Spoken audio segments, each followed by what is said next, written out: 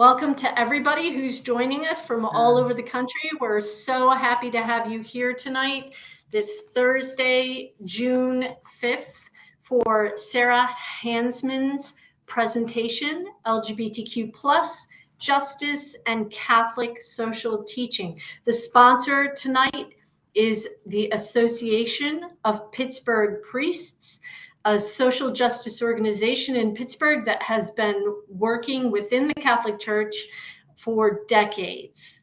I am the moderator tonight. My name is Vicki Sheridan. I'm the coordinator of the Welcome Table LGBTQ Catholic community here in Pittsburgh. Thank you, APP, for inviting me to speak, and thank you all for being here. I didn't realize when I was asked to speak that it would be during Pride Month, so this is very timely. And I am not in my bio, I am a former Pittsburgher for only 2 years, but I'm familiar with Pittsburgh and I have very fond memories of my time there living in the Strip. And so really happy to be with you all virtually, and I hope to connect with many of you in the future. Just a few things to add to my introduction before I get in. So as you heard, I minister in many different contexts. I am what I call a budding theologian because I am just a very baby theologian. I am starting my doctoral work in the fall in ethics, focusing on sex and gender in the Catholic Church. And then on a personal level, I'm also a queer Catholic myself. And I share that because I joke that being Catholic is actually the most radical thing about me. But those two identities really inform all of the work that I do. I have gone to school with so many queer ministers that I've found to be so nourishing to my faith.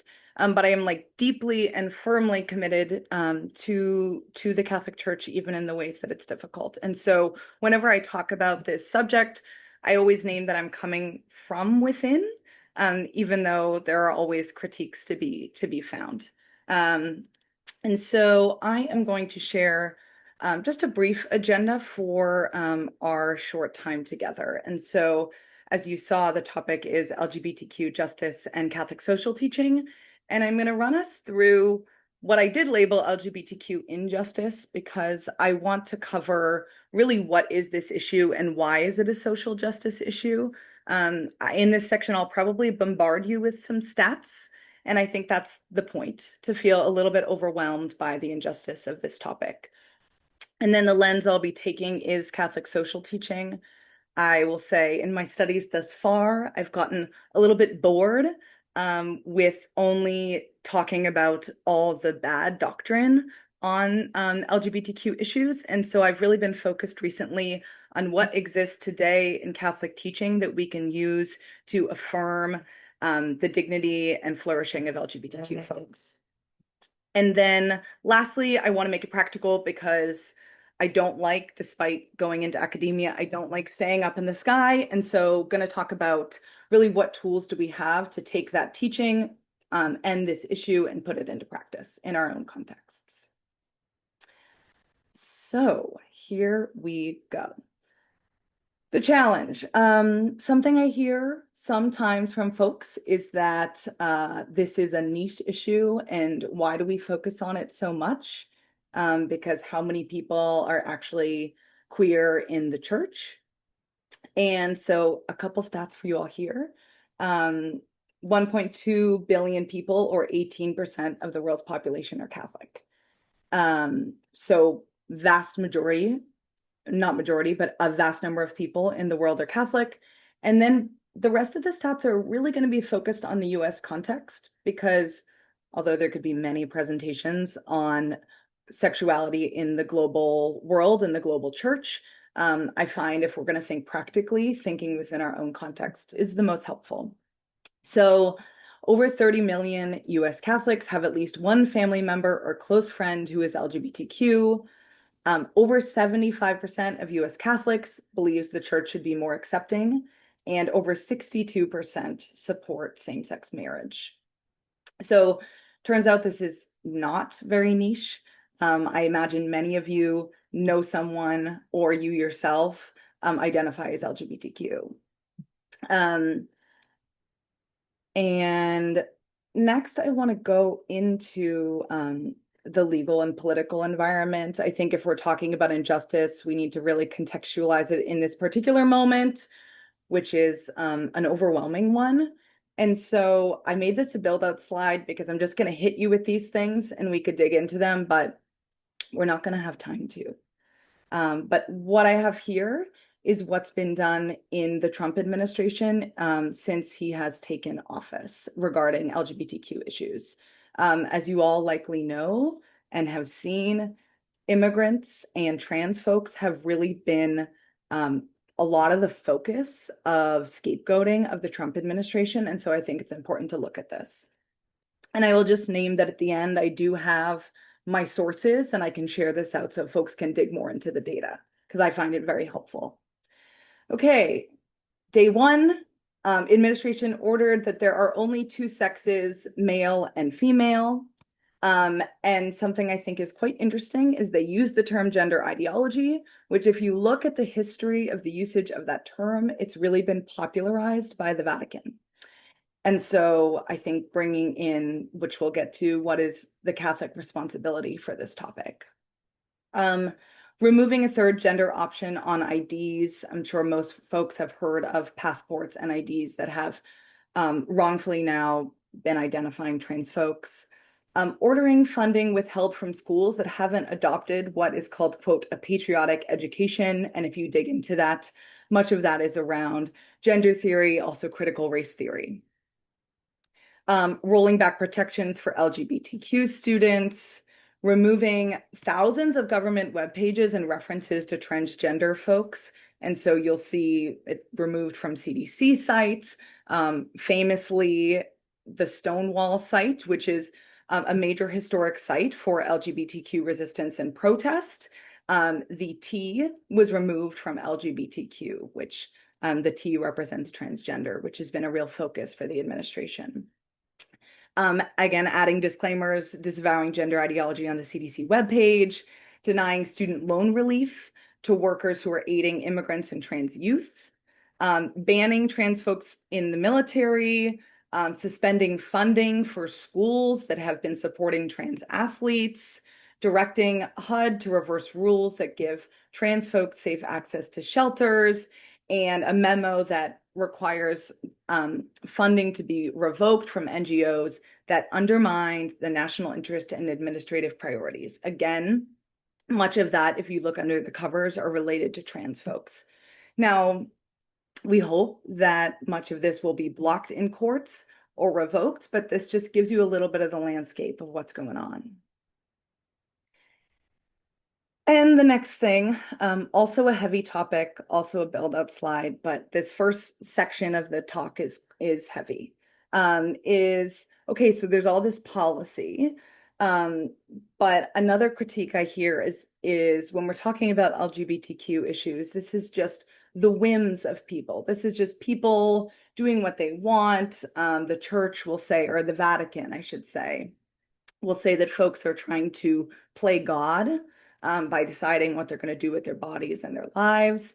But this is not a whimsical topic. This is really life or death.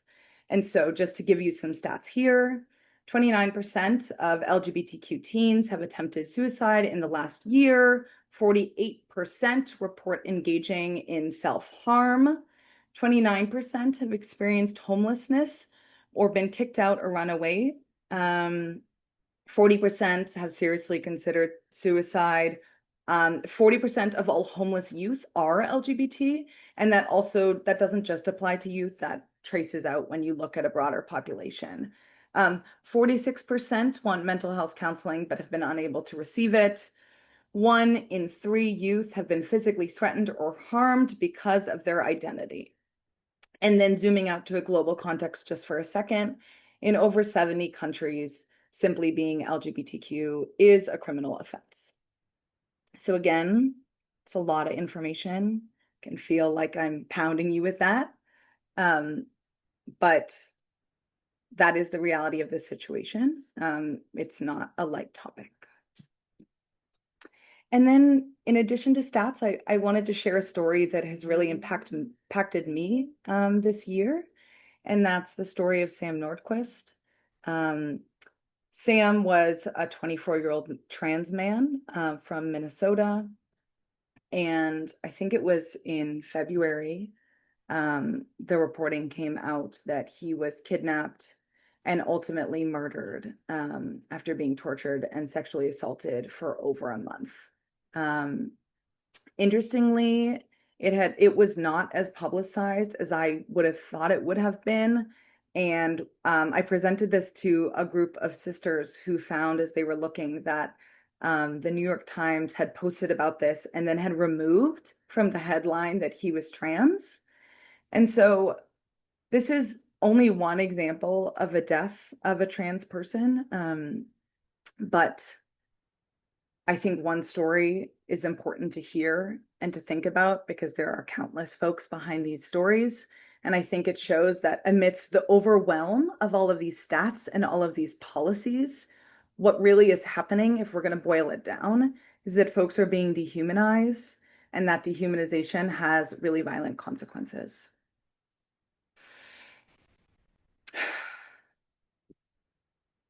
Okay, so the next slide is thinking about the church, because we just talked about a lot of the psychological data, a lot of the legal and political environment. But this is a group that is rooted in the Catholic Church and rooted in faith. And one of the reasons that I chose to approach the question of sex and gender through theology is I find the two to be quite inseparable.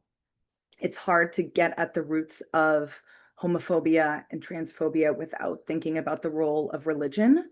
And for me, as a Catholic person, the role of the Catholic Church. And so I think we can take this in really three buckets. The first is creation. Obviously, there are many reasons.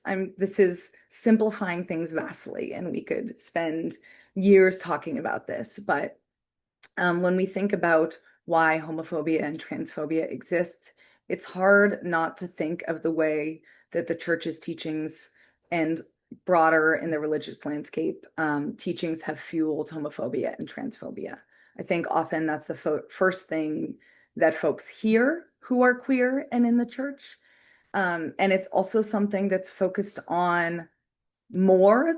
I think there's an outsized focus on sex and gender in the church compared to other ethical issues.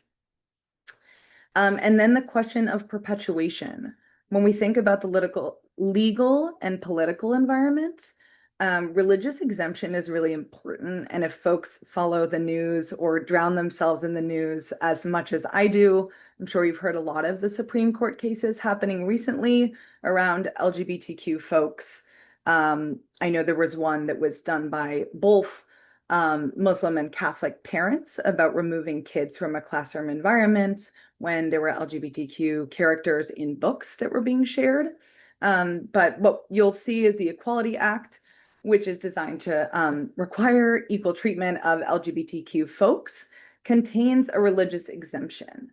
And so that religious exemption has been used in many, many court cases to enable religious institutions to continue oppression and exclusion of LGBTQ folks in the church and I guess in broader society. And then the last bucket is response. I think everyone, my personal opinion is that everyone should care about this issue because we are all touched by it in some way. But I do think if the church has an outsized role in homophobia and transphobia in our society, then we also have an outside role in trying to change that culture of injustice and moving it towards justice. And so while I would think that regardless, I would care about this issue, my Catholic faith, same to the way I think about many other social issues, it is actually my Catholic faith that makes me feel most strongly that I need to be advocating for this topic. All right, stats done. I'm not gonna throw you over the head with many stats going forward. But this is where I want to turn to Catholic social teaching, which is quite timely given our new Pope. I think many folks know this, but Pope Leo has shared that the reason he chose the name Leo was in honor of Leo the 13th, who is broadly seen as really kind of a founder of Catholic social teaching. Rerum Novarum was really the first Catholic document we think about that talks through Catholic social teaching, which is taking tradition and scripture and church teachings and applying them to social issues. And so Rerum Novarum was about labor and capital, but there's been a slew of documents in this tradition since. A very popular one more recently is Laudato Si and Laudato Deum that talk about environmental justice. And one of the reasons I wanted to talk about Catholic social teaching is one, like I said at the beginning, that I'm kind of sick of getting super into the doctrine and just going back and forth on it, because I think it can really get us stuck. And we end up more polarized. And it can also make you feel like you have no agency. Speaking for myself, I've felt frustrated and like, who am I in this big, big church to make any change? And I found it much more empowering to focus on teaching of which plenty exists, that already aligns with LGBTQ justice and the dignity and flourishing of queer folks. All right. So there are 7 key principles of Catholic social teaching. I could make a case for all of them for this issue, but I'm going to focus on 4 to make the argument that in this tradition of applying church teaching to social issues, we need to be applying Catholic social teaching to the issue of LGBTQ justice. And when we do that, we will see that we must advocate for these communities. And so one note before I get into the 4 is that the quotes that I give on each page, I pull from the USCCB. And I do this intentionally because I think the USCCB is widely seen as pretty conservative on the global stage. I know I consider them quite conservative, and yet I drew these quotes that you can see apply very much to this issue directly from their site. And so again, trying to find common ground that if we really believe in these issues, then we should unite in thinking about them for the LGBTQ community. The first is human dignity, which should be maybe basic, but we must think about that when taking those statistics that we already heard into account. So the USCCB says human life is sacred and the dignity of the human person is the foundation of a moral vision for society. We believe that every person is precious, that people are more important of things, and that the measure of every institution is whether it threatens or enhances the life and dignity of the human person.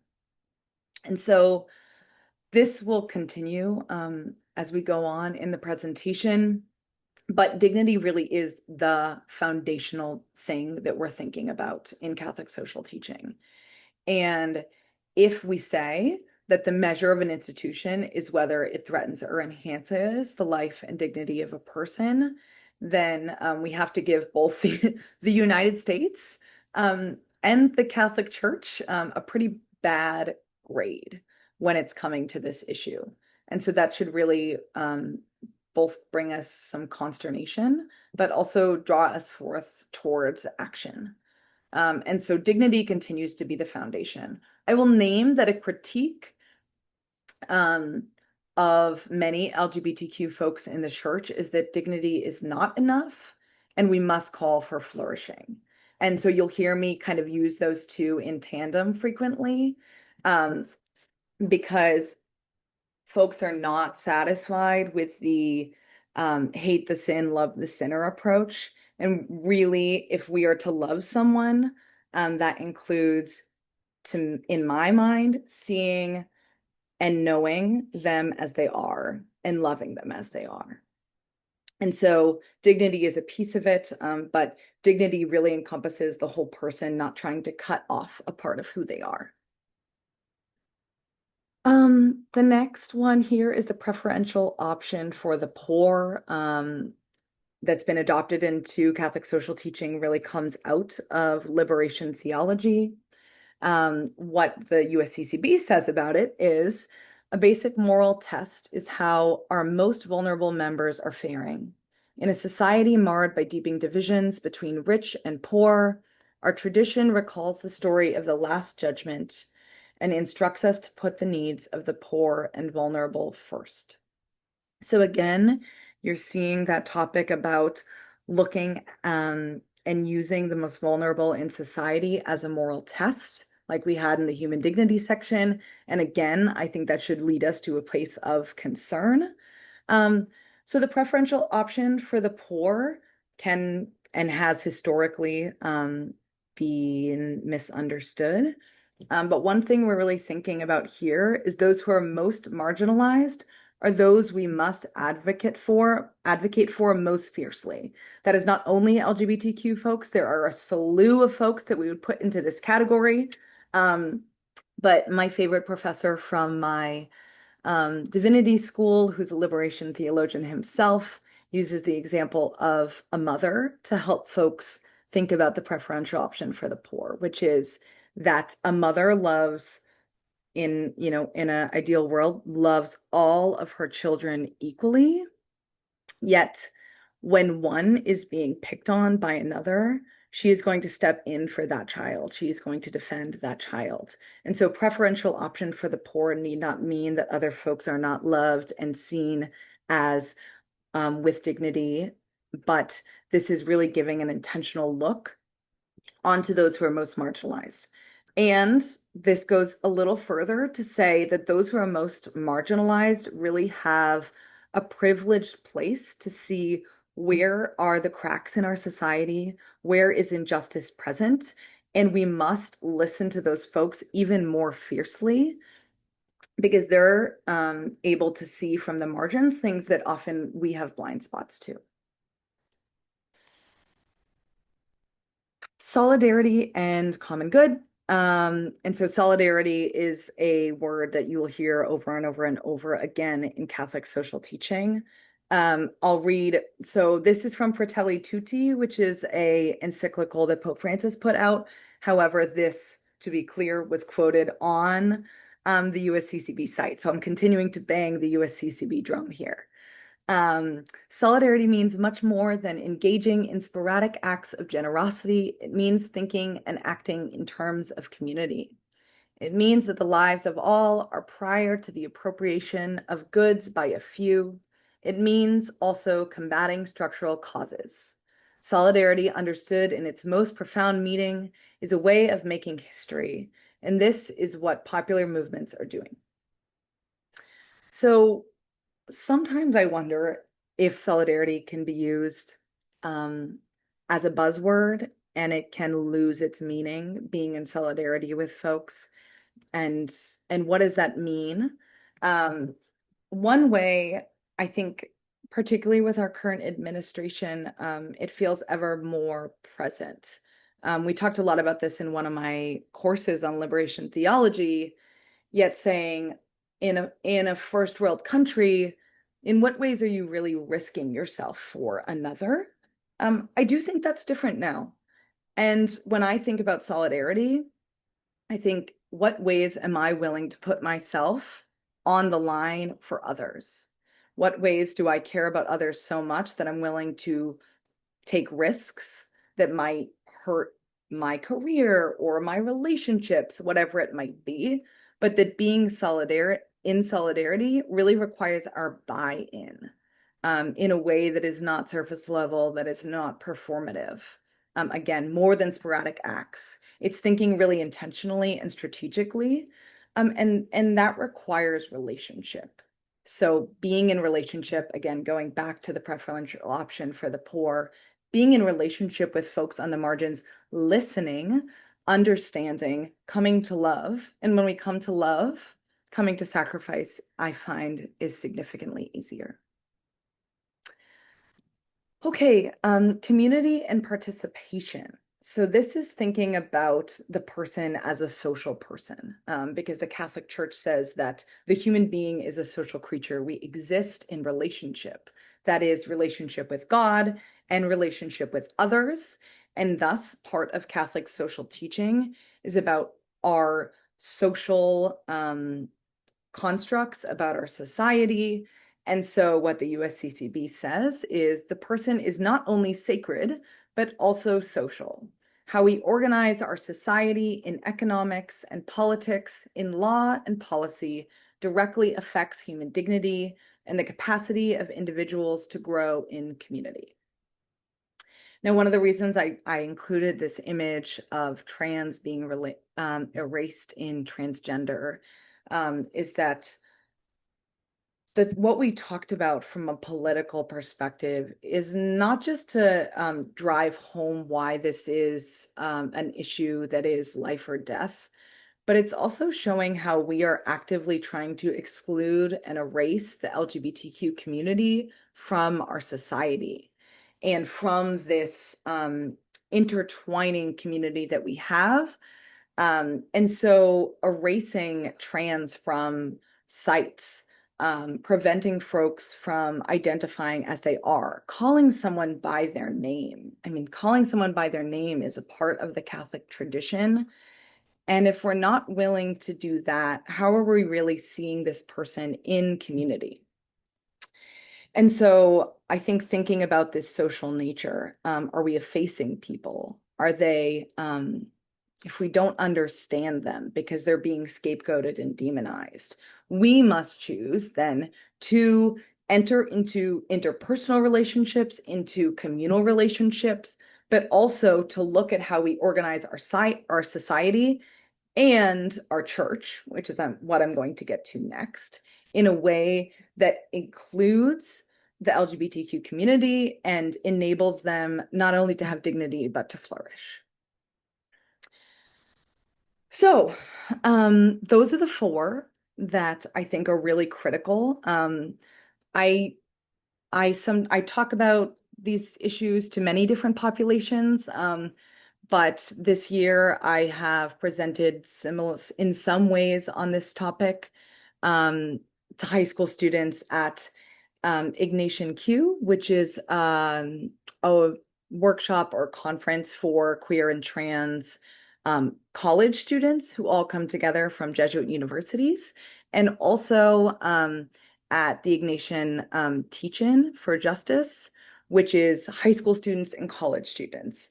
And a common question that I get asked from them is, what is there today that exists that allows me to do this? And so that's one of the reasons that I really focus in this space is how can we give LGBTQ folks, but also allies in all of us, the tools to say, these people are loved and seen and known, and therefore we are called to be in solidarity, or we are called to be proud of who we are.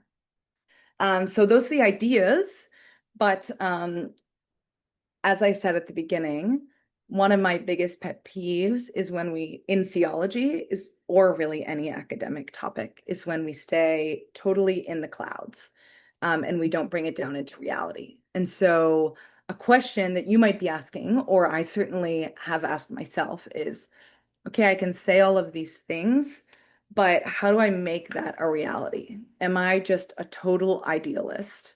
I was talking to my friend right before I got on here saying, am I just a naive idealist in wanting to focus on this issue? And maybe there are parts of that in me, but I think there are real ways that we can put this into action in our own communities and see change. So the last section of this talk is thinking about the tools that we have to bring this into reality, and really the authority and the power that we have. I will say, when I started my master's program, I felt like, okay, I am a lay queer woman in the Catholic Church. Who am I and what power do I have? And I had loved Catholic social teaching, liberation theology, Ignatian spirituality. I was deeply Catholic.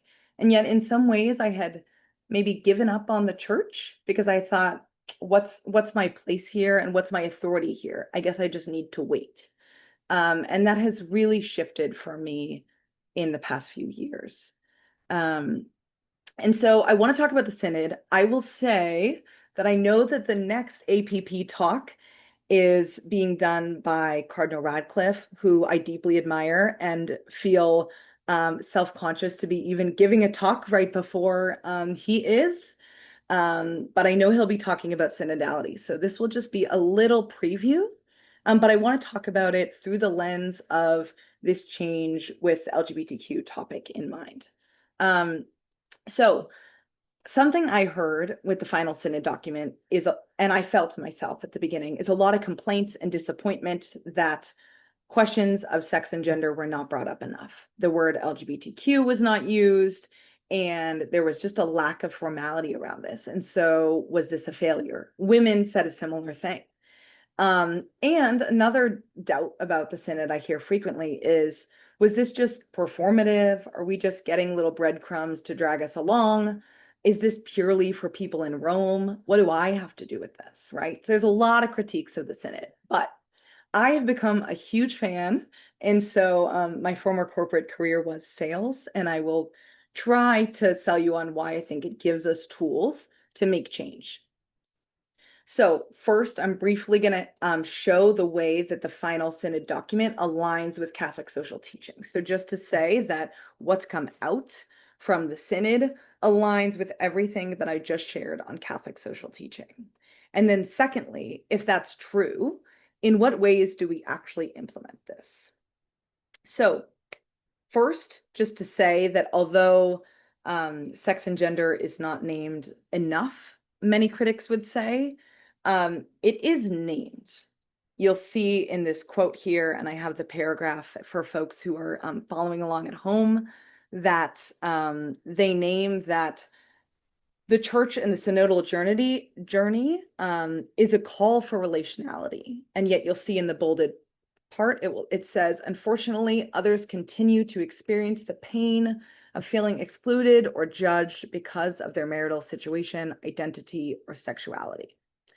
So again, this is naming the issue at hand. It's naming the injustice. I think it's important to take into context, which I will get to, is that the synod document is speaking to the global church, but they do a lot of empowering local contexts. And the issues around identity and sexuality will look different in different continents and different countries. And so this is a way to name the issue without being prescriptive. Okay, so I'm going to name a couple of the ways I see Catholic social teaching show up in the final document using the 4 topics I said. So first, human dignity. Paragraph 20, the church walks together with all humanity, strongly committed to justice and peace, human dignity, and the common good. And this will continue to be brought up throughout the document, that human dignity is a central part of the church's mission, the church's reality, and what we need to be looking at. Preferential option for the poor. I actually think this goes a little further than the USCCB document. It says the direct knowledge of the suffering Christ possessed by those who are poor makes them heralds of salvation received as a gift and witnesses to the joy of the gospel.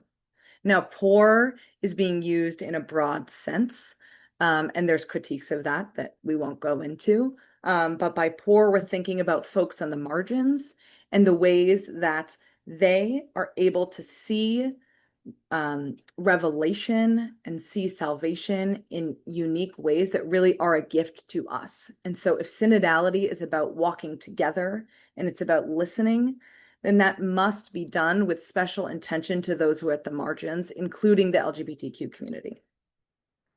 And then solidarity. The church is called to put at the center of its life and action the fact that in Christ, through baptism, we are entrusted to each other.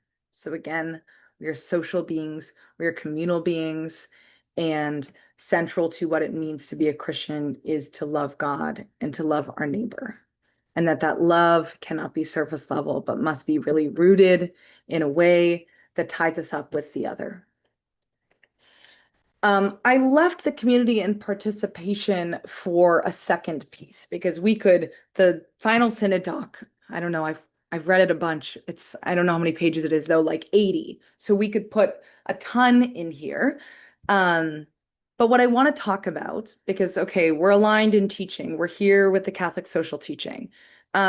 What does this mean from a perspective of implementation and tools? And so this is where I'm returning to the question of community and participation, meaning if this is all true, another issue of Catholic social teaching is how do we structure our society in a way that takes these values into account? So the final synod document, I think that name is a little misleading because really the final synod document or the synod on synodality was just the beginning of this process. One of the reasons that the final synod document doesn't have a lot of teaching in it or doctrine in it or changes in it is that it's really just laying out, here are our values, here is how we see ourselves as a church, here are the ways that we want to empower you. Now we're going to hand it over to you to discern that in your own context. And so there's a press release in March about the synod implementation process. And that is something to me that is far more exciting than this final document, because the synod implementation process is really the beginning of receiving this process. It is a way of being church. It is not a one-time conference that happens in Rome and certain people get invited to. They lay out this first process just to give some folks some structure from March 2025 to October 2028. And these 3 bullets are directly from this press release where they say, the synod implementation process is not merely the application of directives from above, but rather a process of reception of the orientations expressed in the final document, adapted appropriately to local cultures and the needs of communities. So again, you see, we're getting an orientation, we're getting a sense of values and mission, and then we are called to walk in our own contexts to discern what that means. And who is supposed to do that? Despite what I thought a couple years ago, as a lay queer woman in the church, am very much a part of this process. They say consisting of the work of priests, deacons, consecrated men and women, laymen and lay women, accompanied by their bishop. That word accompanied is important. The bishop is not the center. They are accompanying us on this journey and empowering us to discern this. And they also say, again, these are the fundamental tools for accompanying the ordinary synodal life of local churches. I will say it is not sexy. It is incredibly challenging when I think about doing it in my own diocese, archdiocese, which I live in Boston because I didn't say that, or in my own church or my own school or community. It feels really overwhelming because it is the day in and day out hard work, but it is what we are called to do. And in the US, particularly in this moment, when we think about these values and our context, it is impossible to not feel called towards advocacy and change around LGBTQ justice. I want to name something else because I think this should light a fire underneath us. Is it too late to start? Many of us, myself included, never participated in a formal listening session. And I think the statistics are very harrowing when we look at them about who has participated. So I took Pittsburgh and I also took my home archdiocese of Boston. This is from both of their sites. They're different because that's the data that they gave me. But in the Archdiocese of Boston, 30 out of 251 parishes submitted a synod report up to the diocese. So that is 12%. Very, very, very low number. In the Diocese of Pittsburgh, I will say, unfortunately, it is even lower. The diocese website said that 3,600 folks participated in synodal listening sessions, And when you look at the number of folks in the diocese, it's 628,000. So that is 0.6% of people. And I think this is both overwhelming, but it's also important for us to think, okay, we did a tiny, tiny bit. There is a long way to go, and we need to participate. And so the press release, rightfully so, names it's not too late to start. It's not too late for any diocese, any parish, any nonprofit or organization to get started in this process. They say this process will also offer dioceses that have invested less in the synodal path an opportunity to recover the steps not yet taken and to form their own synodal teams. So while it might be harrowing, it should not enable us to freeze up or dishearten us, because this really is the beginning of the process. I would encourage you to take either some of these quotes or to dig into the document yourself, connect with communities that are already doing synodal work and say, okay, how can I bring this to my diocese? How can I continue to do this work? Something that I'm thinking about. I know Pittsburgh is getting a new bishop and Boston also just got a new bishop. And I'm thinking about, okay, this is a new moment. What can I do? How can I connect with the universities, the churches, and the nonprofits in my space and work with my bishop to think through these things? And this is the last slide I have for you all tonight. But my argument, my thesis, if you will, is that through Catholic social teaching and synodality, the power is really handed back to us. And it's great to have power, but that also means we are accountable. We are accountable as a church, but we are accountable as lay people, as sisters and priests and folks who have been at the edges of the church in the past. The document says we are equal in dignity and created for reciprocity, that we need to be listened to and that we are able to listen. Here we first learn how to discern and decide together, accept and exercise authority that is loving and life-giving, and to be co-responsible and accountable. And I know that APP was created after Vatican II, which is much before my time, but a time that I admire very, very deeply. And I see synodality as just a means to implement and receive what Vatican II first brought forward, which is that we are all active participants and we are all co-responsible in what this church is doing. I could easily step back and say, it's not me, it's the hierarchy, it's the Vatican, but it is me. My other favorite professor, an ecclesiologist, continues to remind me that in my writing or my speaking. Those are small things, but it shows the way that I put the church out there and me over here. But really, they are the same thing. We are the church, and therefore we are responsible. And so I'm going to leave it, I guess, similar to the Synod document there, which is trying to give you the means to be empowered without telling you how, because that how and the what now, as I say in the slide, is your question. There could be individual work that could be, you might say, oh, I don't know a lot about this. These stats are harrowing. I need to learn, I need to reflect, I need to pray. Could be interpersonal, building bridges and building community and relationships with LGBTQ folks in your community. It could be pastoral, thinking about the way you minister to folks. I know as a chaplain myself in the hospital, when I'm ministering to folks or college students who I know are queer, I orient myself in a way to know that they know that I'm safe. At an ecclesial and an organizational level, what spaces are you offering? What programs are you offering? Who are you listening to? And in the public, are you protesting? Are you speaking out? Are you thinking about policy and working on policy and writing to your senators?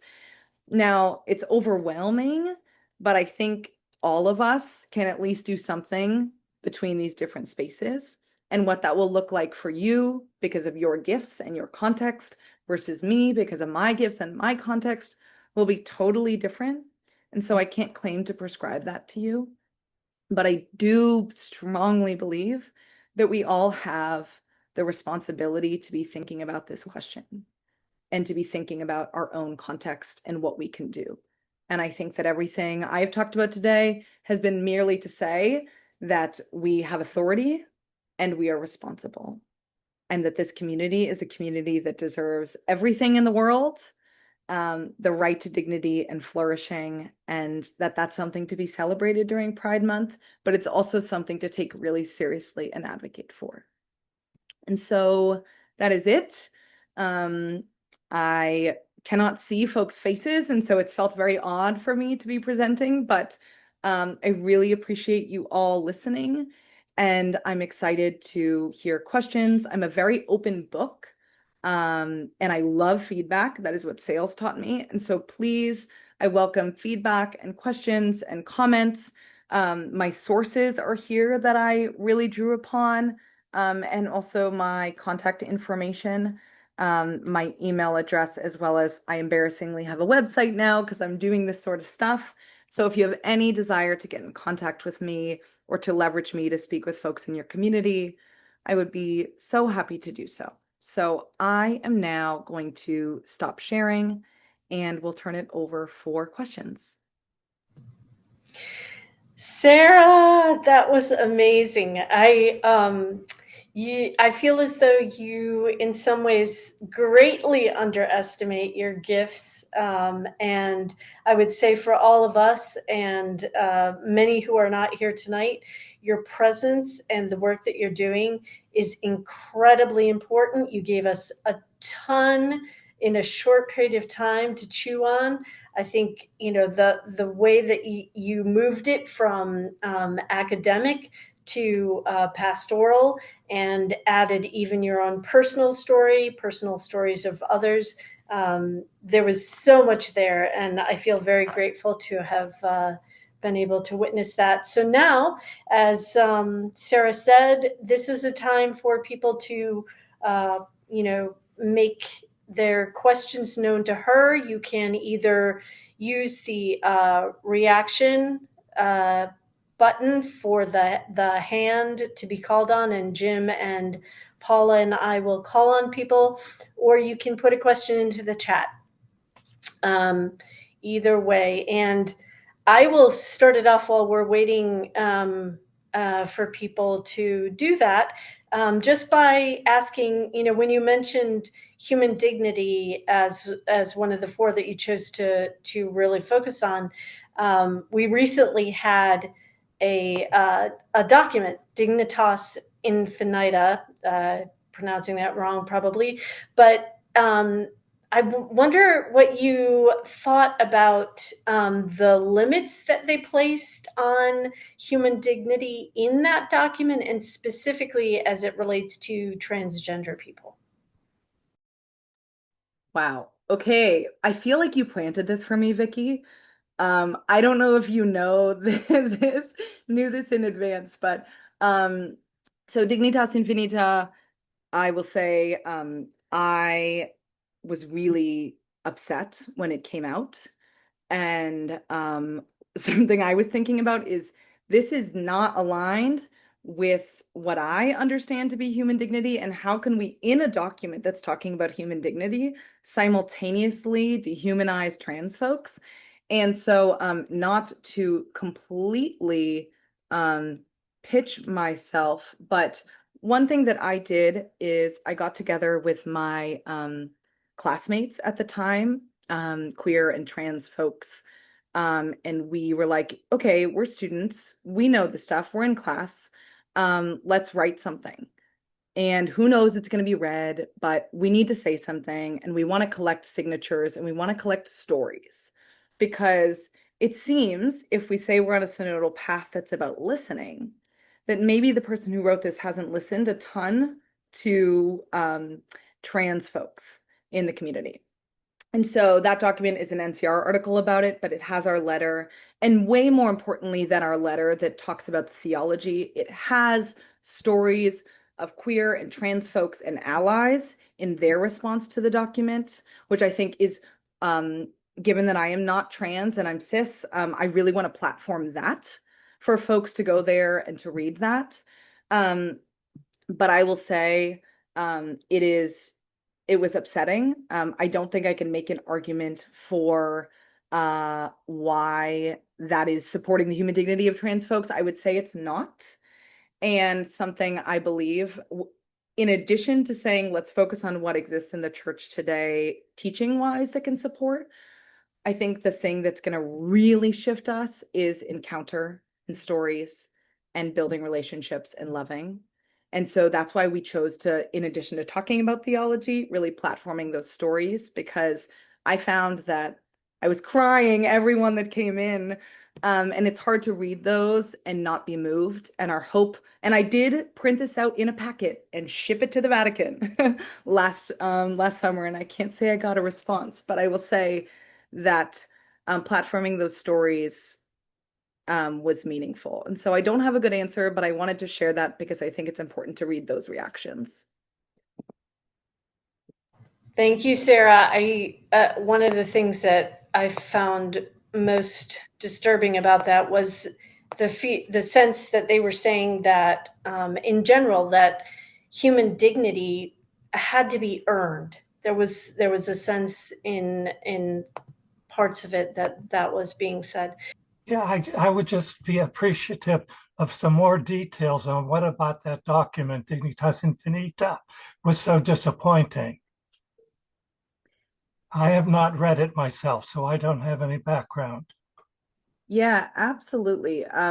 Dignitas Infinita, which is the infinite dignity, is a document that names a lot of really important issues. So it's talking about the inalienable dignity of folks such as migrants and the poor and children and women. And it's identifying basically a list of communities whose dignity is violated.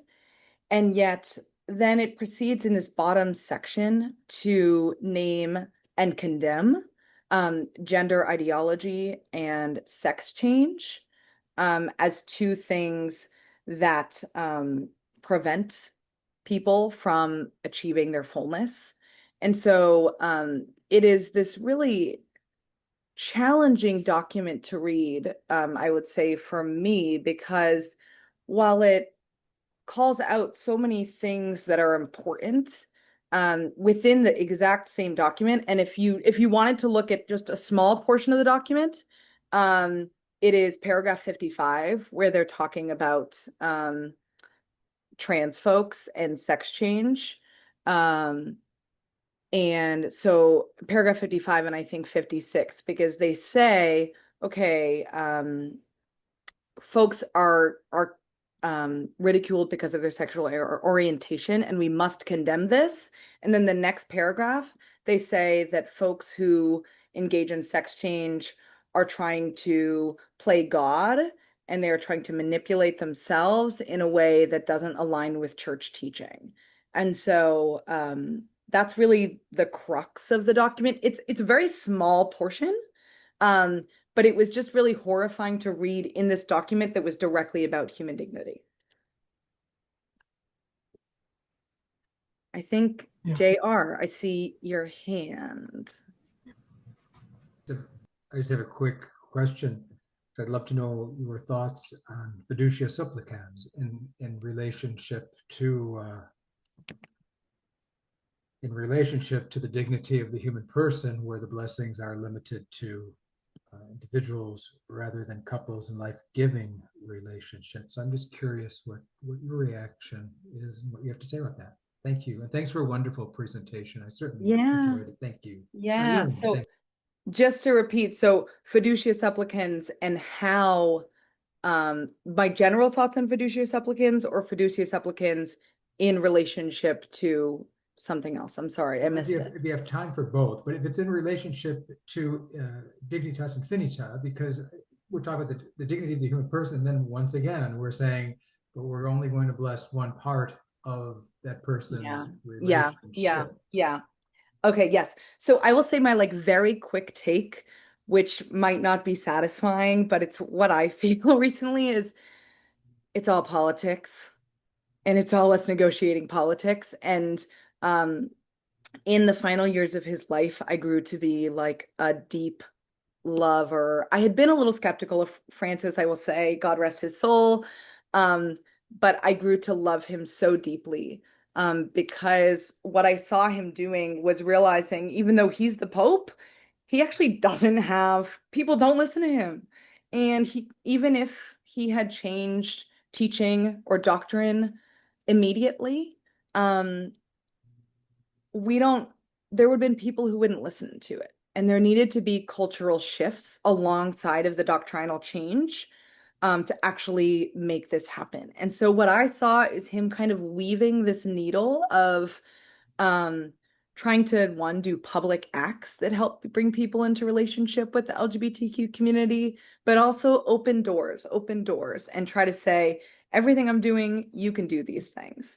And so I think I see fiducia supplicans as, doors slowly being open to get people comfortable with something. That's my positive view. And then when I think about Dignitas Infinita, and I will say, even though I love Francis, he talked about gender ideology all the time. And it was really upsetting. And he condemned it fiercely. And there's some ways I want to be really angry about it. And I think this is where even though it's not, I think he's getting blinded, and many of us get blinded by the politics and the ideology, because he knew how to be in a relationship, but perhaps without really looking under the covers of what are we talking about when we're talking about gender theory. It just became this like phantasm, or this thing he demonized. And so I think that's the needle that's being woven, and that it's politics, but also the church remains a mystery to me. So thanks for the question. James, I see your hand is raised. Yeah. First of all, I think the chat is now working, so if people have questions, give it a try in the chat. But this is going from the sublime to the the very low. But in my own family, my niece is gay, and it was very difficult for her parents at first, but they worked through it. And actually, she's the, if I had to rate her brothers and sisters, she's the one that's probably the most compassionate of the four, and her just outgoing style is what won the family over, but I'm sure so many others. And Sarah, I would think that you being at BC, and you being such a smiling, person, uh, is going to continue to diffuse more and more people, and make it safe for them to find out more and come to a deeper sense of the dignity that you have, and the respect you deserve. And a comment. Thank you, James. I appreciate it. And I will say, it's funny, a joke I make when a lot of my friends are not religious, or Catholic, and they're confused when they find out what I do when people meet me. And a joke I often make is, I go to school, 50% of my classmates are priests, and 50% of my classmates are queer women. And I find that strong LGBTQ presence in the church is my whole community, and something that is so vibrant. And yeah, I think relationship is the way through. So I appreciate that. We have a question in the chat from Helen, who asks, do you have anything to say about dual anthropology, and how, let's see, I think they mean, how do we get the church beyond assuming it? Thank you, Helen, for the question. I think how I'm going to answer this, and put in the chat if I'm wrong, but I think when you're talking about um, dual anthropology, maybe you're thinking about a split between like the soul and the body. Um, and if that's the case, I have a lot of thoughts about it, which we won't have time to get into. Um, but I do think that my inroad, I now focus a lot on questions of LGBTQ community and trans communities, but my inroad into this topic was sexuality more generally, and what it means to be an embodied person, and how I am a very feeling person, and I get, as you can see, my cheeks are red. I like things, everything is incredibly bodily for me. And that actually was the way I came to access my spirituality in the first place, which I didn't come to until later in life. And when I was in courses where we were talking about this, I was given words to seeing, oh, there has been a real split here. And living in my body in a way that is authentic to me is one of the primary ways I come to know God and know myself. And that if you read some of those stories on Dignitas Infinita, so many folks are sharing how the discernment of themselves as a trans person, and then living after much struggle, choosing to live into that life and that gender has been the greatest gift they have ever received. And it is the thing that has brought them close to God. And it is the thing that has made them confident and joyful. And so just to say that there's a lot there, and that goes all the way back down to Aristotle. So it's maybe not a problem that we can solve in one question, but just that when we're thinking about trans folks, thinking about the body as a way to be in relationship and be in spirituality, and that being separated from the body can be incredibly spiritually painful, I think can be a helpful thing to think about. Thank you. And Helen, please let us know if that answers your question. It also occurs to me that it's possible you might be referring to binary gender identity. If that's the case, please clarify that. We have a comment and a question from a friend in Santiago who joined us, who is part of Christian Life Community, that's CLC, which is small faith groups based on Ignatian spirituality, which exist all over the world. And he's saying that within CLC, actually worldwide, it says they adopted a document called the Pastoral Care of Sexual Diversity, in 2010 in response to the search for accompaniment and acceptance in the faith of gay men and women, LGBTQ people, and it's been adopted in Latin America and Spain. And just asking, what do you think of this kind of experience? Wow. Well, I will say thank you, Santiago. I would love, maybe I can Google it and find it, but I haven't read this document and I didn't know about it. It sounds great. I would love to comment on it more when I read it. But my initial thought would, one, be thank you for sharing that with this whole group, because I think that can be really an inspiration and maybe an example of what it looks like to take authority and accountability within a community and say, we have something to say about this. We have experience. That's one of the reasons we wrote that Dignitas Infinita letter, because we said, this is not only our identities, but it's also the people we exist in relationship to and minister to. We know something about this, and let us speak up. And so it sounds like that's what that document is doing, if I'm understanding you correctly. And so I just want to say, one, thank you. Two, I will read it. And I hope this is an example for other folks on how different communities can think about this topic. Thank you. We have another question from Rhonda in the chat, saying, is it not correct that Jesus himself instituted the magisterium model? Perhaps there is confusion regarding the role of those of us who are not bishops. The Catechism delineates our beliefs. Perhaps it is our responsibility as disciples to better catechize ourselves. Thank you for that question, Rhonda. So,